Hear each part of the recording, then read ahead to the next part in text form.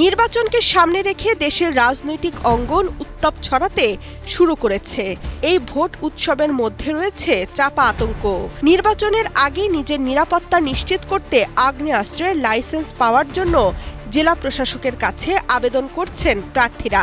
জেলা প্রশাসকরা তা পাঠিয়ে দিচ্ছেন স্বরাষ্ট্র মন্ত্রণালয়ের রাজনৈতিক শাখায় মতামতের জন্য। প্রতিদিন ৫ থেকে ৭টি আবেদন পাচ্ছে স্বরাষ্ট্র মন্ত্রণালয়।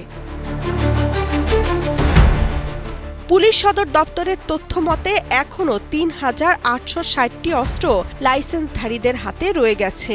এই অস্ত্রগুলো বর্তমানে অবৈধ বলে গণ্য হচ্ছে। প্রার্থী ছাড়া অন্যদের কাছে থাকা বৈধ আগ্নেয়াস্ত্র আগামী ৩১ জানুয়ারির মধ্যে থানায় জমা দেওয়ার নির্দেশ দিয়ে প্রজ্ঞাপন জারি করেছে স্বরাষ্ট্র মন্ত্রণালয়। কিন্তু হুকুল তামিল হচ্ছে এমন কোনো তথ্য নজরে আসছে না।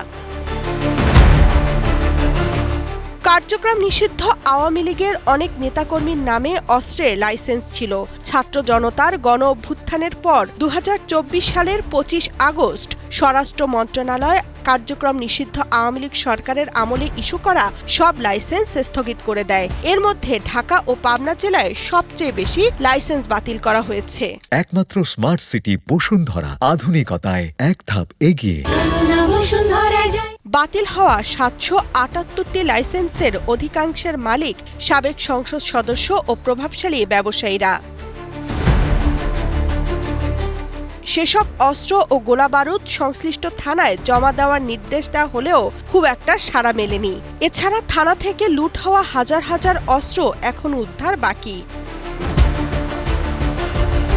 নির্বাচনের আগে অবৈধ হয়ে যাওয়া ও থানা থেকে লুট হওয়া আগ্নেয়াস্ত্র, দুই ধরনের অস্ত্রই আইন শৃঙ্খলা রক্ষা বাহিনীর জন্য বড় চ্যালেঞ্জ হয়ে দাঁড়িয়েছে। বিশ্লেষকরা মনে করছেন অবৈধ অস্ত্রগুলো দ্রুত উদ্ধার করা জরুরি। তা না হলে নির্বাচনকালে এগুলো সহিংস কাজে ব্যবহারের প্রবল ঝুঁকি রয়েছে। Desk report, Kaler Kantho.